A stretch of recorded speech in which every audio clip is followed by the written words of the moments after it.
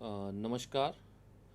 आप सभी लोगों का आज के इस व्याख्यान में स्वागत है और आप सभी जो हमारे स्टूडेंट्स हैं उन सभी को गणेश चतुर्थी की भी शुभकामनाएं।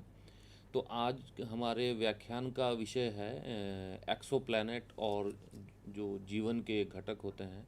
क्या हम सौर मंडल के बाहर भी दूसरे ग्रहों की खोज कर पा रहे हैं? अगर हम दूसरे ग्रह जो हमारे सौर मंडल से बाहर हैं, जिनको हम अमान्यतः एक्सो प्लैनेट बोलते हैं, तो उनको हम आज के व्याख्यान में डिस्कस करेंगे और उनके बारे में जानेंगे कि कौन से टेक्निक्स होती हैं जिनके द्वारा हम लोग जो हमारे सोलर सिस्टम के आउटसाइड में जो हमारे दूसरे तारामंडल हैं, हमारी मिल्की वे गैलेक्सी हो या दूसरी कोई गैलेक्सी हो, उनके तारामंडल के चारों तरफ जो ग्रह उस तारामंडल में घूम रहे हैं उनको हम आइडेंटिफाई करें। और जो हमारी मनुष्य की एक इच्छा रहती है कि हम भी किसी नए ग्रह की खोज करें जहाँ पे जीवन की पॉसिबिलिटी हो, और हम उसके बारे में जानें और फ्यूचर में भविष्य में कभी ऐसा हो हमारी टेक्नोलॉजी, तो हम एक नया घर इस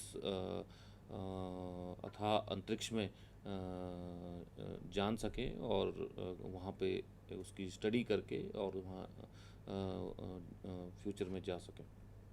तो ये हमने बहुत सारी स्टोरीज़ हैं, बहुत सारी टेक्स्ट हैं हमारी, और हमारी इमेजिनेशन भी है जिसमें हम पॉसिबिलिटीज़ को ढूंढते हैं, संभावनाओं को कि हमारे सौर मंडल के बाहर भी कोई ग्रह हो सकते हैं क्या। तो ये ग्रह जो हैं सौर मंडल से दूसरे तारों के इर्द गिर्द घूमते हैं, और क्या हम उनके बारे में जानते हैं और कितना हम उसके बारे में जानते हैं, और यदि हम कुछ अगर जानते हैं तो क्या वहाँ पे जीवन कायम रख सकते हैं, और जीवन को उत्पित होने के लिए और कायम रखने के लिए उस ग्रह की क्या क्या करेक्टरिस्टिक्स होनी चाहिए। तो हम इनके बारे में आज इस व्याख्यान के जरिए थोड़ा डिस्कस करेंगे। तो हम अपने सौर मंडल के बारे में तो जानते हैं कि हमारे सौर मंडल में अभी 8 ग्रह हैं, और ये सूर्य के चारों तरफ एक निर्धारित ऑर्बिट में घूमते हैं, जिसमें आपका मरकरी से लेके अर्थ है, मार्स है, जुपिटर है, सैटर्न है, नेपच्यून है, यूरेनस है। बट जो हमारे अंतरिक्ष में मिल्की वे जो हमारी ब्रह्म गैलेक्सी है, उसके जो तारे हैं उनके चारों तरफ कोई ग्रह घूमता है उसकी ग्रेविटी की वजह से, गुरुत्वाकर्षण की वजह से, तो उसको हम एक्स्ट्रा सोलर ग्रह या एक्सो प्लैनेट कहते हैं। और मिल्की वे जो हमारी मिल्की वे है उसमें आकाशगंगा में बहुत सारे ग्रह तारे हैं, और उन तारों में बहुत सारे प्लैनेट्स हैं। तो ये कुछ एक एग्जांपल्स हैं जो आप इसमें जो हमारे वेरियस टेलीस्कोप्स हैं और दूसरे सैटेलाइट बेस्ड ऑब्जर्वेशन सिस्टम्स हैं, उनको हमने आइडेंटिफाई किया है। उसमें ट्रैपिस्ट एक बहुत ही पॉपुलर है जो हमारी पृथ्वी के समान ही ग्रेविटी और जो हमारी डेंसिटी होती है उसको हमने आइडेंटिफाई कर रखा है। और इन टेलीस्कोप की मदद से अभी हमने कम से कम 5,000 जो एक्सो प्लैनेट हैं उनकी डिस्कवरी हम लोग कर चुके हैं। और ये 5,000 एक्सो प्लैनेट हमारे 3,000 जो तारे हैं उनके ऑर्बिट में रहते हैं, और उनकी डिस्कवरी हो चुकी है। और इन 5,000 एक्सो प्लैनेट्स के अलावा 8,000 और ऐसे हमें एक्सो प्लैनेट मिले हैं जिनकी अभी पुष्टि करना बाकी है, क्योंकि हम पहले उसको आइडेंटिफाई करते हैं टेक्निक से, जो हम आज इस व्याख्यान में देखेंगे कौन से मेथड से, कौन से प्रकारों से हम लोग उसको आइडेंटिफाई करते हैं। तो उन 8,000 की अभी पुष्टि होना बाकी है, जिसमें दुनिया के जो अलग अलग साइंटिफिक ऑर्गेनाइजेशंस हैं, हमारे इसरो के भी जो लोग हैं, वो जो डेटा आता है टेलीस्कोप से उसको एनालिसिस कर रहे हैं। और अभी 8,000 जो कैंडिडेट्स हैं उनकी फ्यूचर में पुष्टि की जाएगी कि ये असली में एक्सो प्लैनेट है या कुछ और है।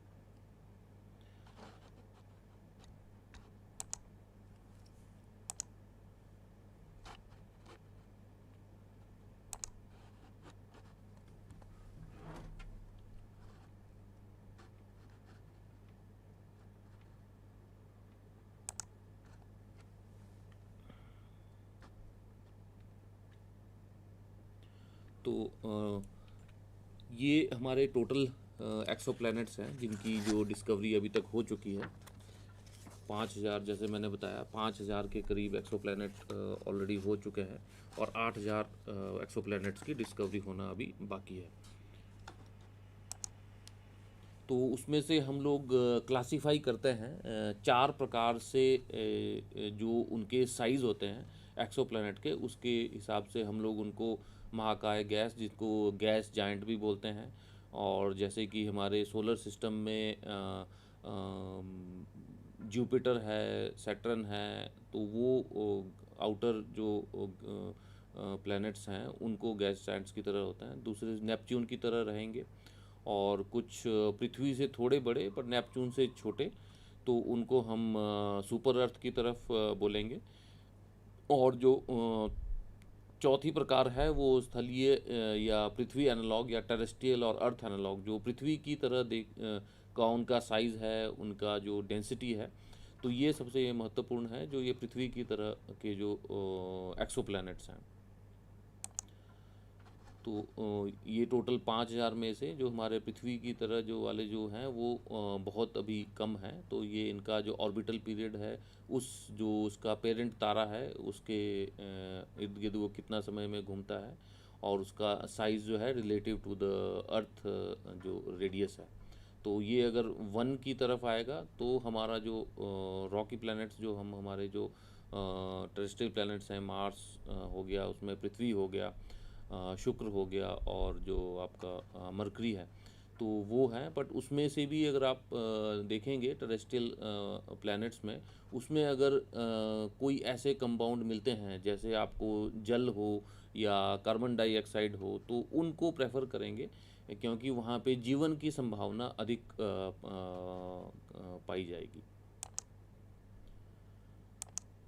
तो ये जो हैं गैस जायंट्स की कुछ आर्टिस्टिक पिक्चर्स हैं जो टेलीस्कोप के द्वारा, जो हबल टेलीस्कोप है उनके द्वारा उनकी खोज की गई है।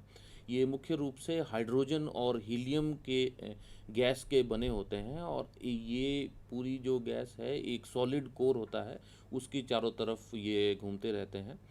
और ये मेजॉरिटी इनमें गैशियस कंपोनेंट रहता है, जैसे हमारे सोलर सिस्टम में हाँ, हमारे सौर मंडल में जुपिटर और सैटर्न है। तो यह अपने मूल तारे के बहुत करीब परिक्रमा करते हैं, और इनका तापमान जो है 1,000 डिग्री सेल्सियस से भी अधिक बढ़ सकता है। तो अभी तक जो हमारे साइंटिफिक ऑब्जर्वेशन हुई हैं उनमें 1458 तरह के गैसियस जाइंट्स जो हैं एक्सोप्लैनेट्स को आइडेंटिफाई किया गया है। उसके बाद जो है नेपच्यून की तरह जो बाहर वाले जो ग्रह हैं उनको आइडेंटिफाई किया गया है। ये जस्ट 2 पिक्चर्स हैं HATP-26 और उसकी। तो ये जो डिफरेंट जो स्पेस एजेंसीज़ हैं उन्होंने आइडेंटिफाई किया है। तो इनका जो साइज़ जो है वो नेपच्यून और यूरेनस की तरह समान होता है, और इनका जो वायुमंडल में भी गैस होता है, पर जो इनका कोर होता है वो मेटल से, हैवी मेटल से बना होता है, और इस हैवी मेटल के कोर के चारों तरफ हाइड्रोजन और हीलियम इसमें सर्कुलेट होती है। इसका वायुमंडल बहुत ही अधिक घना होता है, और यहाँ पे घने बादल होते हैं। तो हम इसकी सरफेस की या उसके नीचे की प्रोब करना बहुत मुश्किल होता है। तो इस तरह के अभी तक साइंटिस्टों द्वारा 1719 नेपच्यून लाइक एक्सोप्लैनेट्स की डिस्कवरी हो चुकी है। फिर हमारे आते हैं जो सुपर अर्थ हैं। तो ये जो सुपर अर्थ हैं ये अर्थ से तो बड़े हैं काफ़ी, बट नेपच्यून के साइड से थोड़े छोटे हैं। तो इनको हम सुपर अर्थ बोलते हैं। ये हमारी पृथ्वी के कंपैरिजन में पृथ्वी से 10 गुना अधिक बड़े हो सकते हैं। और कुछ में जो उनका सरफेस है वहाँ पे जल भी हो सकता है, और कुछ में स्नो भी हो सकती है, और कुछ में डेंस जो है अधिक घनत्व वाली गैस भी हो सकती है। तो इस तरह के जो सुपर अर्थ हैं 1516 हमने जो एक्सोप्लैनेट हैं इस कैटेगरी में अभी तक डिस्कवर किए हैं। और इनमें से जो पॉपुलर हैं वो केपलर 22b हैं, केपलर 69c हैं। तो ये एक उन्हीं में से एग्जाम्पल के तौर में ये अर्थ का पृथ्वी का साइज़ है, और ये केपलर सीरीज़ के जो सैटेलाइट जो हमारे दूसरे ग्रह हैं उनका साइज़ का कंपैरिजन इस स्लाइड में दिखाया गया है। फिर हमारे जो हैं एक्सो प्लैनेट हैं, टेरेस्ट्रियल प्लैनेट जैसे हमारी पृथ्वी पे होता है या मंगल पे है या शुक्र या आपके बुध में है। तो इन इन ग्रहों में चट्टानें आपको मिलेंगी, पानी, कार्बन, सिलिकेट और अन्य तत्वों से ठोस सतह मिलेगी। और कुछ स्थलीय ग्रहों में जो डिस्कवर हुए हैं उनमें पृथ्वी से ज़्यादा पानी है, कईयों में पानी बिल्कुल नहीं है, सॉलिड रॉक के कंपोजिशन से बने हैं।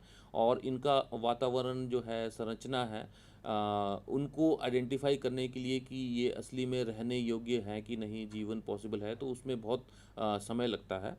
और जो ये चट्टानी या टेरेस्ट्रियल एक्सोप्लैनेट्स हैं जो पृथ्वी की साइज़ के कंपैरिजन में हैं, तो उनको जो आइडेंटिफाई हुए हैं वो 186 इस तरह के प्लैनेट्स, एक्सोप्लैनेट्स को डिस्कवर किया गया है। और सबसे पॉपुलर जो है उसमें ट्रैपिस्ट 1 सिस्टम है प्लैनेट्स का, जिसका आकार और जो साइज़ है पृथ्वी से मैच करता है। तो फिर क्वेश्चन आता है कि हम इन जो एक्सोप्लैनेट हैं उनको हम डिटेक्ट कैसे करते हैं। तो कोई भी ऑब्जर्वेशंस हैं, जैसे अभी आपने देखा होगा कि चंद्रयान 3 जब लॉन्च हो रहा था, वो तो हम लैंडर और रोवर वहाँ भेज रहे थे, पर जब वो उतर रहा था तो हमारा जो चंद्रयान 2 था, तो उसमें हमने हाई रेजोल्यूशन कैमराज लगाए हैं जो हमें 30-35 सेंटीमीटर तक की जो इमेज देता है, तो उसके डेटाबेस में वो रहता है। तो उसके डेटाबेस से हमें पता लगता है कहाँ पे क्रेटर हैं, कहाँ पे नहीं हैं। तो जो चंद्रयान 3 उतर रहा था तो वो डेटाबेस से मैच करता है। तो वो एक मेजरमेंट टेक्निक है, हम उसमें रिमोट सेंसिंग से इमेजिंग कैमरा डालते हैं। पर जब हम पूरे यूनिवर्स को या जो हमारी मिल्की वे है जब उसको हम ऑब्ज़र्व करेंगे तो बहुत सारे तारामंडलों से हमारे पास रोशनी आती है। तो उसमें से उन तारामंडलों की रोशनी से हट के कैसे हम लोग उसमें इमेज कर सकते हैं। तो उसमें 3-4 तरह के जो मेथड होते हैं उससे हम इन जो ये एक्सोप्लैनेट्स हैं उनका हम इमेजिंग या डिस्कवरी कर सकते हैं। उनमें से एक मेथड है डायरेक्ट इमेजिंग, कि डायरेक्ट इमेजिंग है जो आपका जो मेन तारा होगा उसकी तो लाइट जो होगी जब आप टेलीस्कोप से या सैटेलाइट से उसको ऑब्ज़र्व करोगे तो बहुत ब्राइट होगा, और उसके आगे से अगर कोई तारा कोई प्लैनेट गुजरता है तो उसके बारे में हम उसको आइडेंटिफाई कर सकते हैं। तो ये डायरेक्ट इमेजिंग है। तो उसका एक जो एग्ज़ाम्पल है वो यहाँ पे शो किया गया है। तो 1990 के दशक में जब फर्स्ट एक्सोप्लैनेट डिस्कवर हुआ था तो इससे हमने आइडेंटिफाई किया था। तो ये हमारे द्वारा जब गैलीलियो ने नया नया टेलीस्कोप बना था 16th-17th सेंचुरी में, तो गैलीलियो ने भी जो जुपिटर और उसके जो जुपिटर की चारों तरफ घूमने वाले उसके उपग्रह हैं या जो डिफरेंट उसके मून हैं वहाँ पे जुपिटर के, तो उन्होंने इसी डायरेक्ट इमेजिंग मेथड से उसको आइडेंटिफाई किया था। और इसमें आपको बहुत मेहनत करनी पड़ती है। एक ही तारामंडल को बहुत देर तक उसको ऑब्ज़र्व करना पड़ता है। तो उसके ऑब्ज़र्व करते समय तो आप देखेंगे कि कोई एक ऑब्जेक्ट उसके आगे से जा रहा है, तो अगर रिपीटेडली अगर वो किसी समय में घूमता है तो हम उसको आइडेंटिफाई कर लेते हैं। फिर दूसरा जो इस प्रक्रिया से जो ग्रह हमने डिस्कवर किए हैं, टोटल 55 ग्रह इस प्रक्रिया द्वारा, डायरेक्ट इमेजिंग द्वारा हमने डिस्कवर किए हैं। और जो सेकंड पॉपुलर मेथड है जो काफ़ी सक्सेसफुल है, उसको बोलते हैं हम लोग ट्रांजिट फोटोमेट्री या परागमन फोटोमेट्री। इसमें क्या होता है कि जब हम किसी स्टार सिस्टम को ऑब्ज़र्व कर रहे होते हैं, तो जब वो स्टार सिस्टम के आगे से उसकी तो जो इंटेंसिटी है, क्योंकि वो तो अपनी एनर्जी खुद जनरेट कर रहा है, तो वो ज़्यादा ब्राइट दिखता है, हमें ज़्यादा चमकीला दिखाई देगा। तो जब भी उसके सामने से कोई ग्रह क्रॉस होगा, तो हम देखेंगे जो तारे से जो ओरिजिनल हमारी लाइट आ रही थी, ब्राइटनेस, वो जब वो उसके सामने से फील्ड ऑफ व्यू में से आएगा उस टेलीस्कोप के, तो उसकी एनर्जी कम हो जाती है उस समय की ड्यूरेशन में, जब वो अपने तारे के सामने से क्रॉस हो रहा होता है। तो अगर हम इसको रिपीटेड ऑब्जर्वेशंस करें मल्टीपल टाइम्स, तब ये कंफर्म हो जाता है कि ये कोई प्लैनेट है। और इसकी जो टाइम और जो चेंज इन इंटेंसिटी है, इसके बेसिस पे हम उसका अप्रॉक्सीमेटली साइज़ का भी पता लगा सकते हैं। और उसमें दूसरे जो स्पेक्ट्रल सेंसर्स होते हैं, उसमें हम उसके कुछ केसेस में कंपोजिशन का भी पता लगाते हैं। तो इस मेथड को ट्रांजिट फोटोमेट्री बोलते हैं। तो इस प्रक्रिया के द्वारा, इस मेथड के द्वारा टोटल 3752 एक्सो प्लैनेट्स की डिस्कवरी वेरियस जो टेलीस्कोप्स हैं उसमें की जा चुकी है। और तीसरा जो मेथड है उसको रेडियल वेलोसिटी बोला जाता है। तो ये डॉपलर प्रिंसिपल के ऊपर काम करती है। तो कोई भी जब बड़ा ग्रह होता है, अपने तारे की तरफ वो परिक्रमा करेगा, तो वो जो अपना जो गुरुत्वाकर्षण होगा, तो उस गुरुत्वाकर्षण के कारण उस ग्रह में उसमें वॉबल आएगा या थोड़ा सा डगमगाएगा वो। और उसके कारण उसका जो स्पेक्ट्रम होता है, उसके स्पेक्ट्रम में चेंज आता है। तो वो जब आप ऑब्जर्व कर रहे हो टेलीस्कोप से, अगर वो तारा आपकी तरफ अगर वो बढ़ रहा है, तो उसका जो रंग है वो नीला नज़र आएगा। अगर वो आपसे दूर जा रहा है, तो उसका रंग लाल हो जाएगा। तो इसकी स्पेक्ट्रम को हम लोग बोलते हैं डॉपलर स्पेक्ट्रोस्कोपी। तो इसके बेसिस पे भी हम आइडेंटिफाई कर लेते हैं कि जब कोई प्लैनेट, वहाँ पे कोई बड़ा प्लैनेट, एक्सो प्लैनेट उस स्टार सिस्टम में है कि नहीं। तो इस डॉपलर स्पेक्ट्रोस्कोपी के माध्यम से अभी तक टोटल 900 एक्सो प्लैनेट्स की डिस्कवरी की जा चुकी है।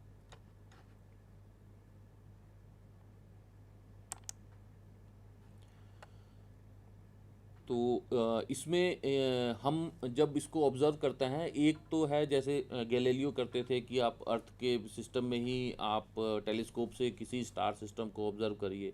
बट अर्थ में क्या है कि एटमॉस्फेयर बहुत रहता है, हमारा जो वातावरण है उसमें से हमें बहुत फ़िल्टरिंग करनी पड़ती है। या फिर जैसे हमारे इंडिया में है, इसरो में, तो उन्हीं जगह पे हमारे टेलीस्कोप हैं, नैनीताल में है, लद्दाख में है, जहाँ हमारा एटमॉस्फेयर में क्लियर रहता है, कोई डस्ट नहीं रहेगा नंबर ऑफ नाइट टाइम में। और जो वो एक क्राइटेरिया रहता है। तो अर्थ वाले टेलीस्कोप के अलावा तो हमारे जो स्पेस एजेंसीज हैं, उसमें हमारा इसरो है, जैसे एस्ट्रोसैट लॉन्च किया गया था कुछ साल पहले। और नासा है, यूरोपियन यूनियन का ईसा है। तो वो लोग स्पेस में टेलीस्कोप भेजते हैं, ताकि अर्थ के एटमॉस्फेयर में जो प्रॉब्लम आती है वो ना रहे। और हमें बेटर हाई रेजोल्यूशन की इमेजेस जो उन तारामंडल की और उनके जो चारों तरफ ग्रह हैं, उनकी हमें जानकारी मिल सके। तो उसमें से एक पॉपुलर जो टेलीस्कोप है वो केपलर स्पेस टेलीस्कोप है। तो इसमें जो है इसका जो हमारी जो मिल्की वे है, मिल्की वे में इसको मेन ऑब्जेक्टिव था कि इसमें मिल्की वे में जितने भी स्टार्स हैं उनको उसको मैप करना है, उनको ऑब्जर्व करना है, और उन स्टार्स में उन एक्सो प्लैनेट्स की डिस्कवरी करना है जो पृथ्वी के आकार के नज़दीक हों, और उसमें फिर खोज करना है कि कोई उसमें से ग्रह ऐसा है कि जहाँ पे जीवन की पॉसिबिलिटी है। तो अभी तक इस केपलर टेलीस्कोप ने 5,30,000 से ज़्यादा जो हमारे तारे हैं, हमारे गैलेक्सी जो मिल्की वे है, उसमें उसने उनको ऑब्ज़र्व किया है, और उन 5,30,000 तारों में उसने 2,662 एक्सो प्लैनेट्स की डिस्कवरी अभी तक केपलर स्पेस टेलीस्कोप ने की है, जो हमारे अर्थ या हैबिटेबल जोन में पाए जाते हैं। फिर दूसरा एक हमारा स्पेस टेलीस्कोप है स्पिट्ज़र, जो इंफ्रारेड में भी काम करता है। तो इसका जो था बेसिक जो ऑब्जर्वेशन था, इसमें इसको सौर मंडल के अलावा एस्ट्रोनॉमी के लिए इसको बनाया गया था। बट इसने एक उल्लेखनीय खोज करी है एक एक्सोप्लैनेट की, जिसे हम ट्रैपिस्ट वन सिस्टम बोलते हैं। जो ट्रैपिस्ट वन तारा के चारों तरफ जो ग्रह हैं, उसने ये इसको डिस्कवर किया है, और इसके इंफ्रारेड इंस्ट्रूमेंट ने जो अभी तक जो अर्थ लाइक जो हमारा जो फोर्थ कैटेगरी है, इसी टेलीस्कोप के थ्रू हमें उसके बारे में डिस्कवरी मिली है। फिर एक डेडिकेटेड था हमारा सैटेलाइट, उसको बोलते थे ट्रांजिटिंग एक्सोप्लैनेट सर्वे सैटेलाइट, यानी कि परागमन बाहर ग्रह सर्वेक्षण उपग्रह टेस्ट करके। तो इस इंस्ट्रूमेंट ने अंतरिक्ष दूरबीन का नेक्स्ट वर्जन था ये। तो इसने हमारे जो आकाशगंगा मिल्की वे है, उसमें छोटे जो हमारे तारे होते हैं उनके परिक्रमा करने वाले ग्रहों की इसने खोज की है। फिर जो लेटेस्ट हमारा जो मनुष्य द्वारा बनाया गया सबसे बड़ा टेलीस्कोप भी इसको बोला जाता है, बहुत महंगा भी है ये, और बहुत पैसे लगे हैं इसमें। मल्टीपल एजेंसीज़ ने इसमें कंट्रीब्यूशन किया है इस टेलीस्कोप को बनाने के लिए। तो ये जेम्स वेब स्पेस टेलीस्कोप के नाम से प्रसिद्ध है, जिसे 25 दिसंबर 2021 के क्रिसमस वाले दिन इसे लॉन्च किया गया था। और इसमें बहुत सारे ऑब्जेक्टिव हैं, बट एक सब ऑब्जेक्टिव इसका एक्सोप्लैनेट की डिस्कवरी भी है। तो इसने फर्स्ट जो एक्सोप्लैनेट डिस्कवर किया है वो इसी साल 11 जनवरी 2023 को इसने अपना फर्स्ट एक्सोप्लैनेट को डिस्कवर किया है।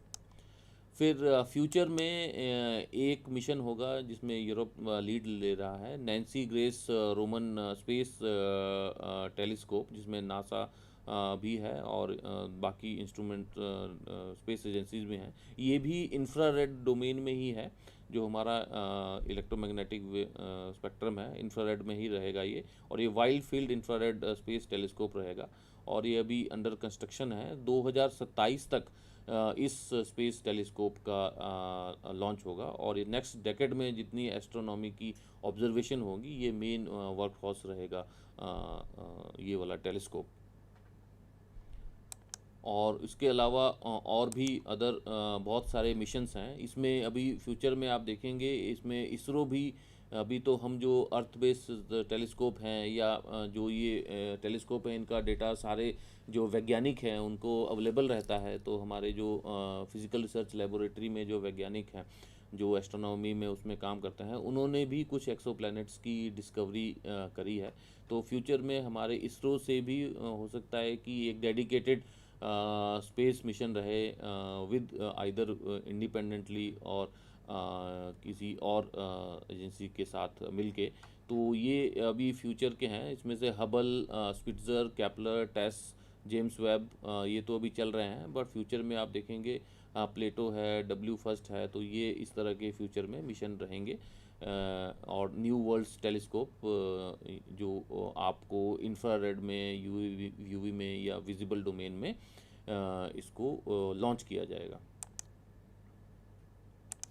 और उसके अलावा जैसे मैंने पहले वाले आपको स्लाइड में बताया था, तो 5000 से अप्रॉक्सीमेटली 5000 से करीब हम लोग एक्सोप्लैनेट की डिस्कवरी कर चुके हैं।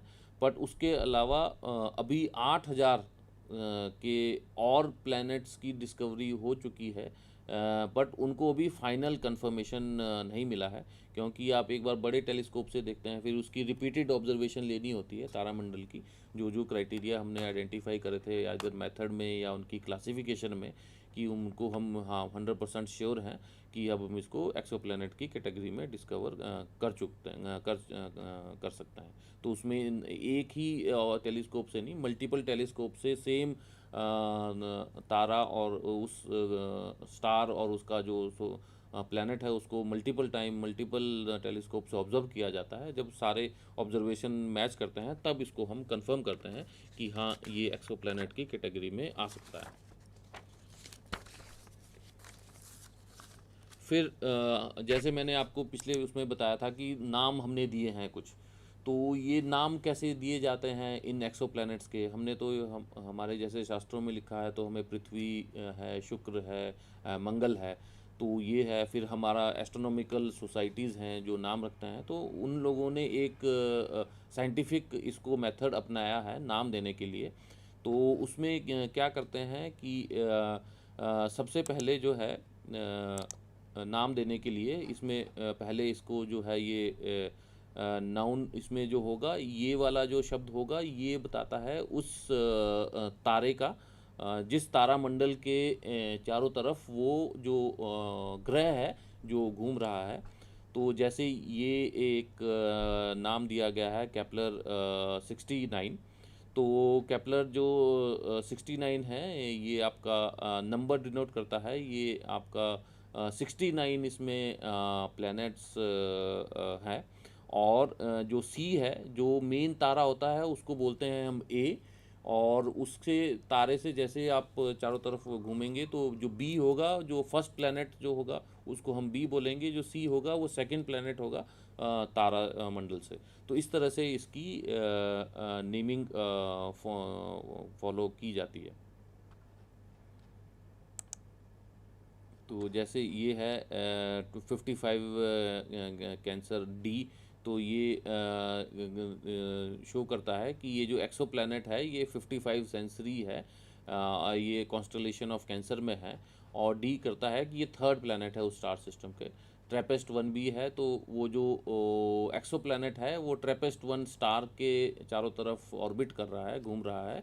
और ये अपनी कक्षा से पहला ग्रह है, क्योंकि ए तो हम मेन स्टार को देते हैं, जो बी है वो सेकंड फर्स्ट को बोलेंगे, सी सेकंड को बोलेंगे। तो उसी तरह से अगर हम अपने अर्थ को इस प्रणाली द्वारा अगर नाम देना चाहें, तो उसका जो नाम होगा उसका नाम होगा सन, और पृथ्वी जो तीसरा ग्रह है सन डी। तो सन और डी जो होगा हमारा इस प्रणाली द्वारा अर्थ का नाम दिया जाएगा।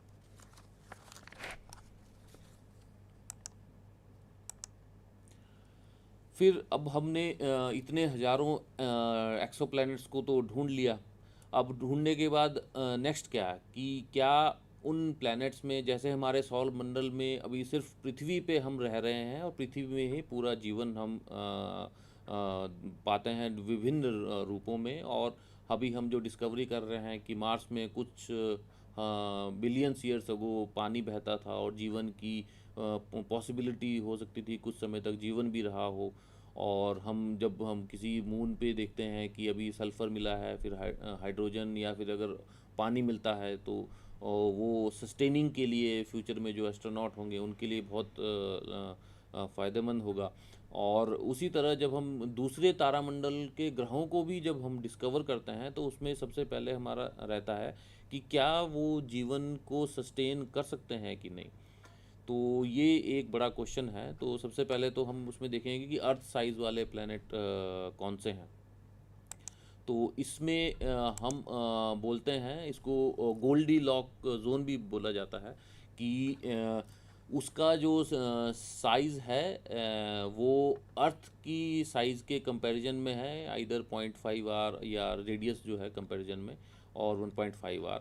और इसका ये कॉरस्पॉन्डिंग स्टार सिस्टम है, जो आपका येलो या फिर वाइट ड्वार्फ या फिर रेड, उसमें भी हो सकता है, डिफरेंट डिफरेंट साइज़ का स्टार सिस्टम हो सकता है। और बहुत बड़ा अगर स्टार सिस्टम होगा तो उसका टेम्परेचर बहुत हाई होगा, जैसे आप देख रहे हैं 7000 जो केल्विन। तो हमें जो हमारा सन है वो आपका अप्रोक्सीमेटली 5000 6000 केल्विन के 6000 केल्विन के नज़दीक है। तो या तो वो हमारे सन की तरह हो जो पेरेंट स्टार है, या उससे थोड़ा छोटा हो। और जो उसका साइज़ है, तो जैसे ये है starlight on the planet, sunlight relative on the earth, तो ये एक हैबिटेबल जोन है जिसमें आपका टेम्परेचर और स्टारलाइट ऑन द सन। तो इसमें ट्रैपिस्ट वन जो है सबसे स्ट्रॉन्ग कैंडिडेट है, जिसमें हमें 3-4 ग्रह मिले हैं। उसके अलावा ये भी एक कंजर्वेटिव जोन है जिसको मार्स की कैटेगरी में हमें प्लैनेट की जो डिस्कवरी हुए हैं, तो उसमें हम जो जैसे मंगल ग्रह पे हम लोगों ने हिस्टोरिकली पुरानी झीलें या नदियों का कुछ हमने बहाव पाया है, तो हम इस जोन को थोड़ा सा अगर उस तरफ एक्सटेंड करें, तो ये जो गोल्डी लॉक जोन्स हैं, तो इसमें आपको 25% तक की एनर्जी तक और थोड़ा से ज़्यादा हाई टेम्परेचर में हम इसको आइडेंटिफाई कर सकते हैं। तो इस जोन में relative to the star size which is,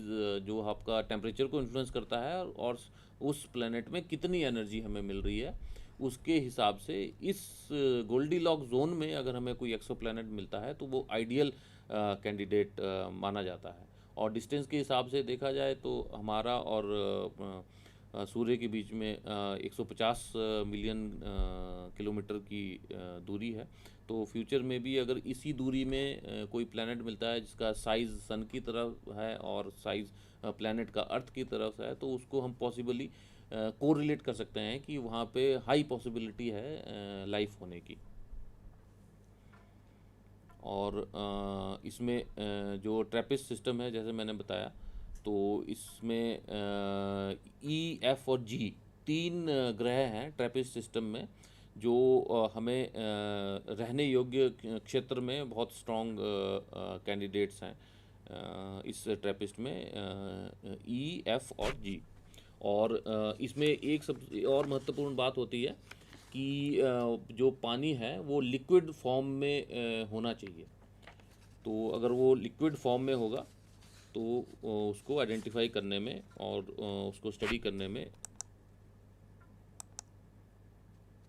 ये ट्रैपिस्ट सिस्टम का है। तो ट्रैपिस्ट सिस्टम में आप देखेंगे तो जो एफ और जी सिस्टम है, तो ये 3 कैंडिडेट्स हैं जहाँ पे हाई पॉसिबिलिटी है। ये एक्चुअल इमेज नहीं है, ये आर्टिस्टिक इम्प्रेशन बोलते हैं इसको। डिस्कवरी तो जैसे मैंने बताया आपको लाइट ट्रांजिट से या डॉपलर स्पेक्ट्रोस्कोपी से या विजुअल मेथड से होती है, बट एक आर्टिस्टिक इम्प्रेशन है। जब आपने अप्रॉक्सीमेट साइज़ का पता लगा लिया, तो हम अज्यूम कर रहे हैं कि अभी हो सकता है कि वहाँ पे जल हो और लिक्विड फॉर्म में हो, तो वेरी हाई पॉसिबिलिटी है कि वहाँ पे जीवन हो सकता है। और इसका जो पेरेंट स्टार है रेड ड्वार्फ की कैटेगरी में माना जाता है, और टोटल 7 इसमें एक्सो प्लैनेट्स हैं। तो ट्रैपिस्ट इसमें लोग आशा करते हैं कि फ्यूचर में यहाँ पे तरल पानी की डिस्कवरी हो। और ये सारे जो हैं, जैसे हम अपने मून को बोलते हैं कि टाइडली लॉक्ड सिस्टम है, तो ये जो स्टार सिस्टम है इसमें डिस्कवर ये हुआ है कि ये भी टाइडली लॉक्ड हैं। तो जो हमारी ट्रेडिशनल क्राइटेरिया है गोल्डी लॉक जोन्स का, तो उसमें क्या है, टाइडली लॉक होने की वजह से इसमें जो टेम्परेचर की रेंज होगी मिनिमम और मैक्सिमम की, और जो ज्वार भाटा से या जो होगा वहाँ पे, तो वो बहुत ज़्यादा वेरी करेगा। तो उन सिस्टम्स में भी हमें डिस्कवर करना होगा कि टाइडल लॉक होने की वजह से इसमें जो टेम्परेचर की वेरिएशंस होंगी उसमें क्या जल आपका जो लिक्विड स्टेट में पॉसिबल है या फिर सॉलिड स्टेट में है, तो ये दोनों अभी डिस्कवरी के अभी करना इसका बाकी है।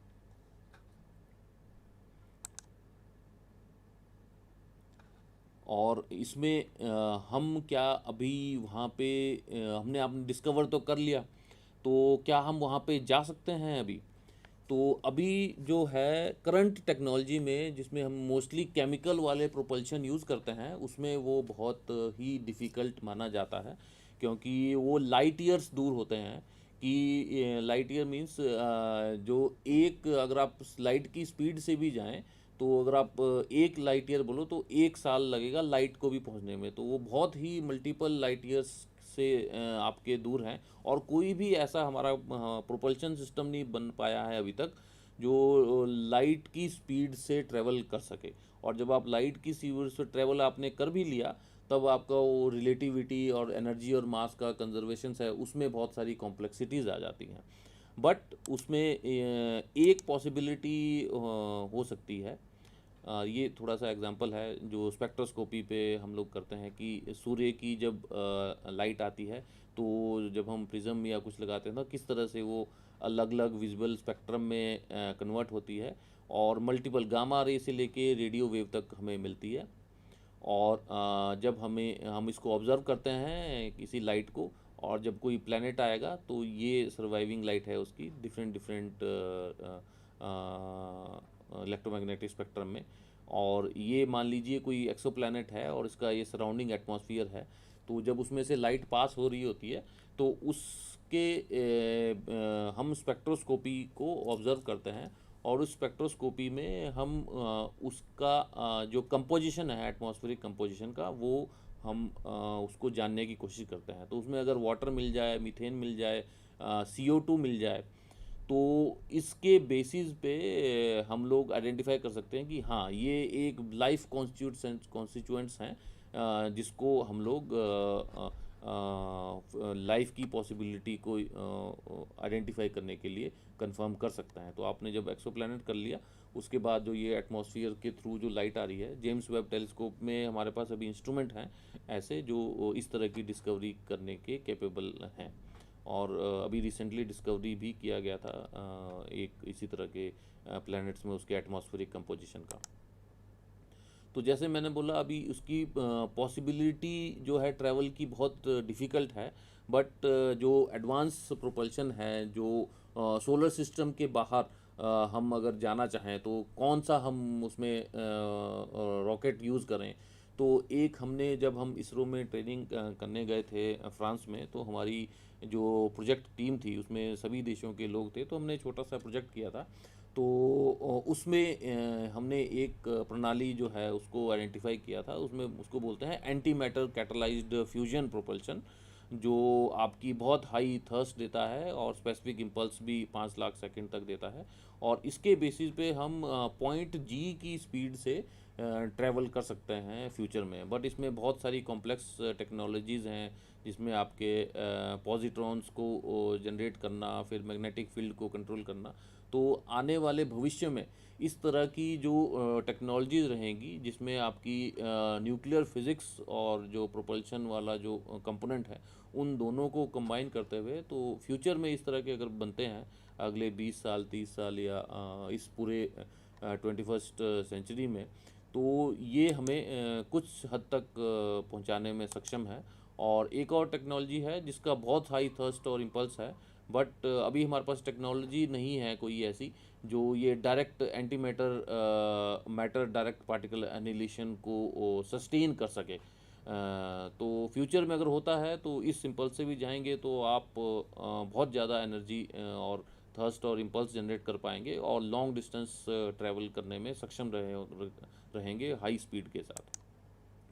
फिर ये हमारी टीम है जिन्होंने बनाया था। तो हमारा जो ये प्रोजेक्ट रिपोर्ट है जिसमें हमने इन प्रोपल्शंस को डिस्कस किया है, ये आप इस लाइब्रेरी, इंटरनेशनल स्पेस यूनिवर्सिटी की लाइब्रेरी से देख सकते हैं। और हमारे को मोटिवेशन देने के लिए उस समय अपोलो के 50 साल भी कंप्लीट हुए थे। तो हमारी क्लास में जो सेकंड एस्ट्रोनॉट हैं मून पे जो गए हैं, बज़ एल्ड्रिन, उन्होंने अपने एक्सपीरियंस हम लोगों के साथ शेयर करे थे कि मून पे जो करंट एक्सप्लोरेशन सिस्टम है कितना सही है, क्या करना चाहिए, और मार्स पे अगर आप जाना चाह रहे हैं तो किस तरह से टेक्नोलॉजीज़ और उसको यूज़ करना चाहिए। और इसके अलावा हमारे जो भारतवर्ष में है, जैसे मैंने पहले भी बताया है, तो अभी हमारा अपना एक एस्ट्रोसैट है, पर उसका एक मेन जो है उसको एस्ट्रोनॉमिकल ऑब्जर्वेशंस है, पर उसके थ्रू भी एक्सोप्लैनेट्स की डिस्कवरी की गई है। और जो माउंट आबू में है, राजस्थान में एक हमारी ऑब्जर्वेटरी है, उसका डेटा यूज़ करके भी जो ये ट्रांजिट स्कीम या जो डॉपलर स्पेक्ट्रोस्कोपी है उसके थ्रू जो हमारे इसरो के वैज्ञानिक हैं पीआरएल अहमदाबाद में, उन्होंने एक्सोप्लैनेट्स की डिस्कवरी करी है। और जो हमारी यंग जनरेशन है उसमें इसरो है और आईएसटी है त्रिवेंद्रम में, वो फ्यूचर में इस तरह के टेलीस्कोप बना रहे हैं जो इन एक्सोप्लैनेट्स के एटमॉस्फेयर, जैसे मैंने आपको पिछले एनिमेशन में दिखाया था कि अगर एटमॉस्फेयर के थ्रू उस प्लैनेट की रेडिएशन आपके टेलीस्कोप तक आती है, जैसा कि एक इंस्ट्रूमेंट जेम्स वेब टेलीस्कोप में भी है, तो उस तरह के इंस्ट्रूमेंट बनाने की परिकल्पना और टेक्नोलॉजी पे हमारे जो आईएसटी है और जो इसरो के दूसरे सेंटर्स हैं वहाँ पे कार्य चल रहा है। और फ्यूचर में आप देखेंगे कि हमारा भी एक डेडिकेटेड एक टेलीस्कोप होगा जो एक्सोप्लैनेट्स की स्टडी के लिए रहेगा। और कुछ जो प्रोपल्शन सिस्टम है उसमें न्यूक्लियर हैं, एंटी मैटर कैटलाइज्ड फ्यूजन है, उस तरह के रहेंगे जो हमारा टाइम ऑफ ट्रैवल, चाहे वो मंगल ग्रह हो या दूसरे सोलर सिस्टम के ग्रह हों, उनके उपग्रह हों, उनके मून हों, या फिर एक्सोप्लैनेट तक ही जाने के लिए। तो ये नई जनरेशन के लिए काफ़ी एक्साइटिंग और चैलेंजिंग टेक्नोलॉजीज़ और एसोसिएटेड जो इसके साथ साइंस है वो रहती है। तो इस के साथ मैं अपने व्याख्यान को विश्राम देता हूँ।